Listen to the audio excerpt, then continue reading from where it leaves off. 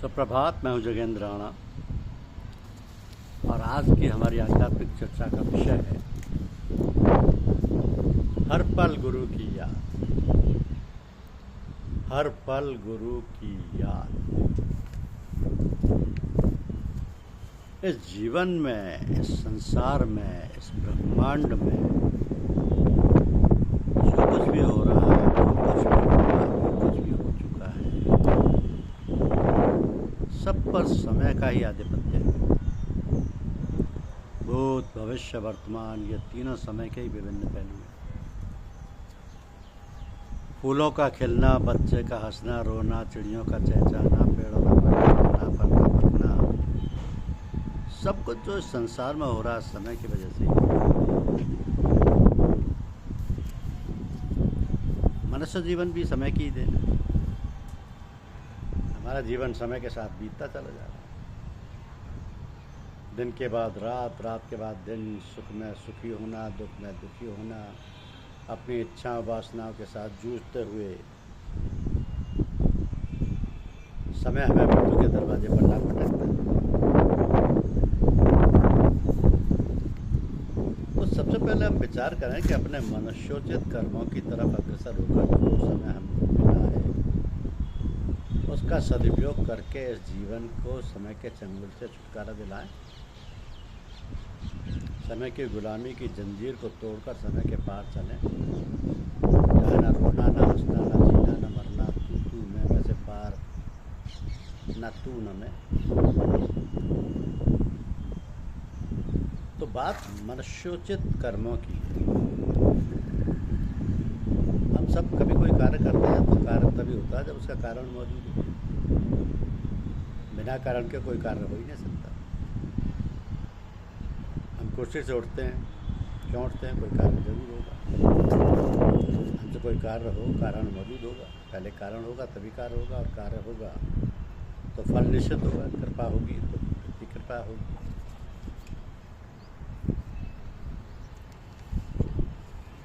यानी हमारा जीवन कारण से कार्य, कार्य से फल, फिर फल ही कारण का रूप पकड़ लेता है।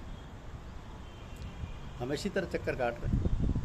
भूत, भविष्य, वर्तमान रूपी समय में कारण कार्य परिणाम रूपी बंधन में बंधा हुआ हमारा मन, बंधे हुए हम स्वतंत्रता का एहसास कर रहे हैं। कब तक? कब तक? तो समय रहते कारण कार्य परिणाम से बिना बने खिले को ध्वस्त करें, जिस कारण से हमारा जन्म हुआ हमें नहीं मालूम।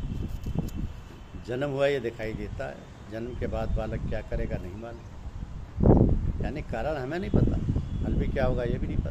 कि हम ऐसा कार्य करें तो ऐसा ही फल मिलेगा, सिर्फ कार्य ही पता चलता है।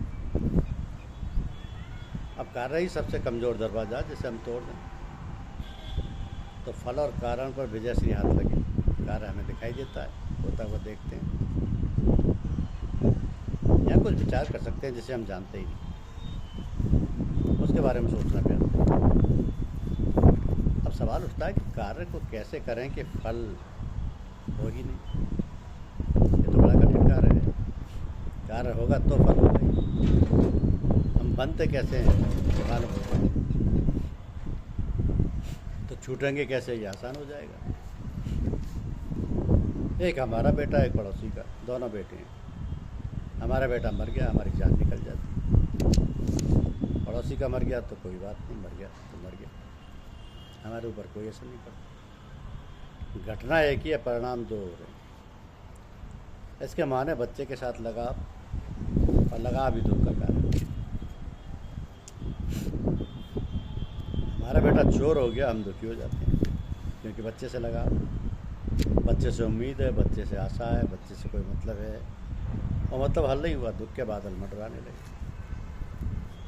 फल चाहे अच्छा हो चाहे बुरा हो, बंधन ही उसे भोगना पड़ेगा, उसे भोगना ही पड़ेगा।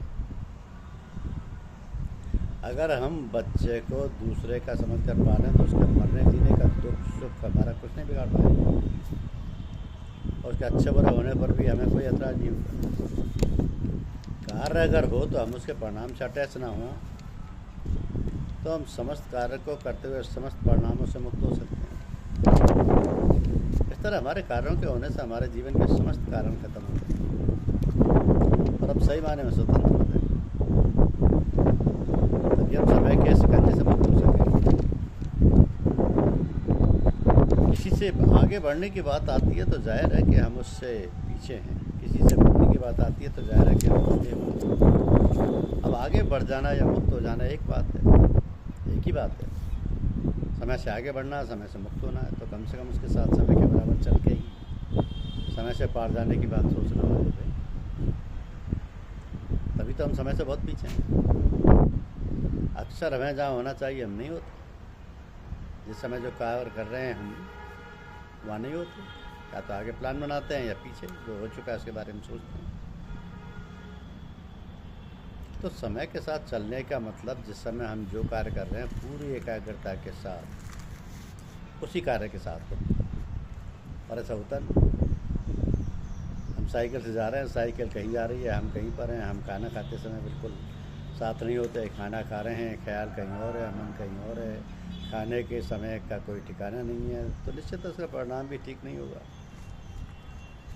इसी तरह जीवन में हमें जितने भी कार्य करने हैं या करते हैं हम अक्सर वहाँ नहीं होते।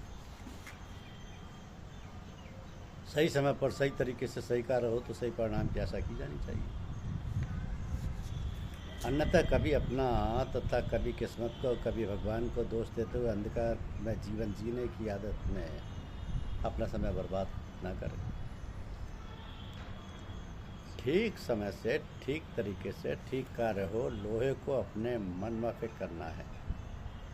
लोहा गर्म हुआ उसी समय पर चोट ना पहुंचाई तो वह मन वाफिक नहीं हुआ, बाद में ठंडा होने पर काफ़ी दिक्कत उठानी पड़ेगी।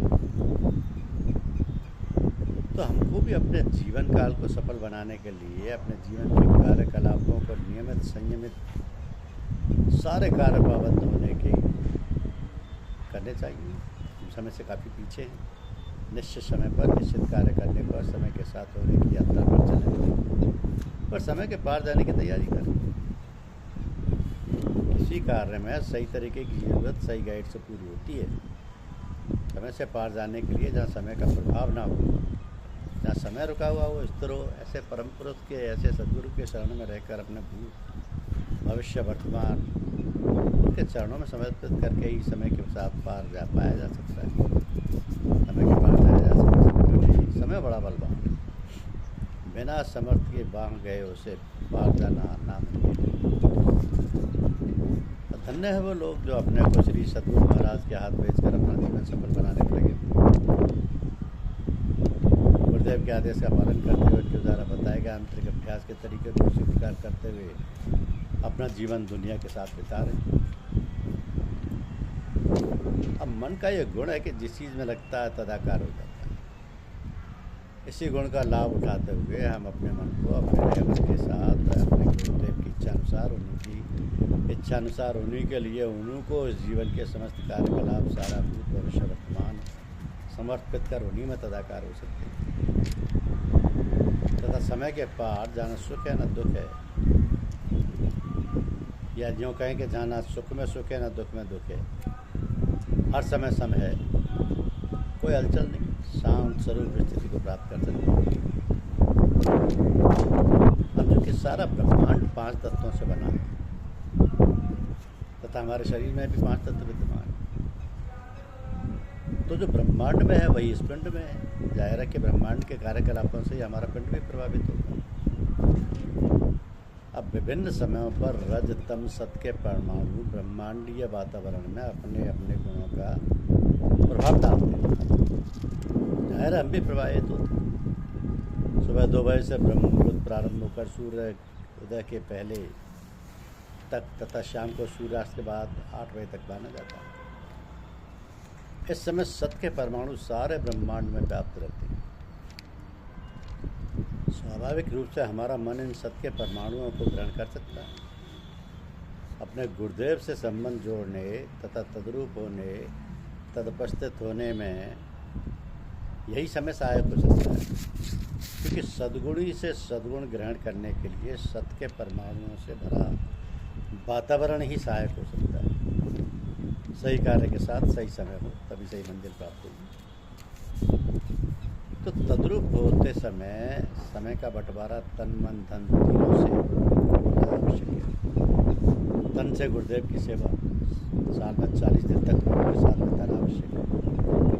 तथा मन से गुरुदेव द्वारा बताया गया आंतरिक अभ्यास, जाप वगैरह के लिए सुबह शाम 24 घंटे में से 2-2.5 घंटे और धन की कमाई का 10% सत को समर्पित होना चाहिए।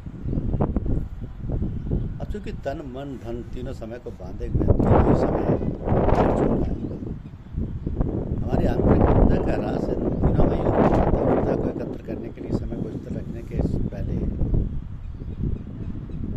समय का 10% भाग हम अपने गुरुदेव को अर्पित करते हैं। 10% समय आनंद से छूता नहीं रहे। सुख दुख अच्छा बुरा पाप पुण्य के द्वारा से 90% दुनियावी वस्तुओं में इच्छा वासनाओं में लिप्त मन निश्चय ग्लानि महसूस करेगा। तो ये 10% प्रभु को दिए गए समय का एक्शन प्रभु में लीन होने के लिए आतुर कर देंगे। तो जब हम हर बहाने में गुरुदेव के नज़दीक हो जाएंगे तब हर कार्य गुरुदेव की इच्छा अनुसार होने लगेगा। ऐसी स्थिति आने पर हर व्यवस्था अपने आप होती रहेगी। जब हम गुरुदेव के ख्याल में हैं तो गुरुदेव हमारे ख्याल में। जब हम गुरुदेव के यहाँ जाते हैं परंतु अपने समय के हिसाब से रहते हैं, हम जो प्रोग्राम बना कर जाते हैं उसी प्रोग्राम को प्राथमिकता प्रदान करते हैं।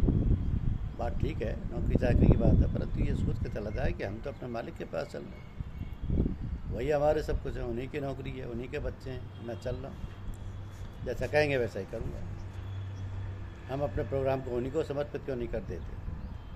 जब सब कुछ वही करता रहता है तो हम व्यर्थ ही अपनी टांग अड़ाते हैं। हम अपनी मनमानी से बाज नहीं आते। आए थे समर्पण करने, मनमानी हाथ लगी। बाहर भीतर जो भी होगा वही कर रहा है, जो हो चुका जो हो रहा है सब पर उसी का आत्मत्व है। ऐसा सोचकर चलने में क्या परेशानी? जब हम अपने विचार का उपरोक्त ख्याल को बना लेंगे तब हम अपने को स्वतंत्र पाएंगे, निश्चित पाएंगे। हम गुरुदेव के यहाँ जाते हैं तो यही चाहते हैं कि जो हमारी इच्छा है पर हम जहाँ हैं वही रहकर आते जाते हैं। समय के साथ ना चलकर अर्थात गुरुदेव की इच्छा अनुसार ना चलकर हम कोसों दूर और दूर हटते जाते हैं। हमारा दिया गया समय मनमानी हो जाता है। समय तभी संकीर्ण होता है, अंधकार में होता है, जब हम निज स्वार्थ पड़ता बस समय का प्रयोग करते हैं। दूसरे के लिए जीना ही तो परहित के लिए जीना है। यही स्वतंत्रता का प्रतीक है। ये ठीक है कि दूसरे की इच्छा अनुसार जीना बहुत कठिन है। हम बार बार कोशिश करते हैं गुरुदेव की इच्छा अनुसार चलने की, फिर भी हिम्मत नहीं आनी चाहिए। गिरते हैं सवारी मैदान जंग, उठते फिर क्या गिरेंगे जो घुटनों के बल चल। जो समय के पार हैं वो संकीर्णता नश्वरता से परे हैं। उसमें प्रेम दया करुणा स्वतंत्रता जो विशालता स्वतंत्रता का गुण लिए हुए है। इसलिए हम जीवन पर गुरुदेव निश्चित रूप से इन्हीं सद्गुणों को धारण करते हुए हमारी बात जोड़ते हैं। बस दे रहे हैं हमें अपनी इच्छाओं को। हम अपनी इच्छाओं का वासना का छोड़ से होकर अपना तन मन धन सब कुछ उन्हीं को समर्पित कर उनके चरणों तक कर्तव्य करते रहें और ज़िंदगी का हर क्षण गुरु महाराज की याद करते रहें।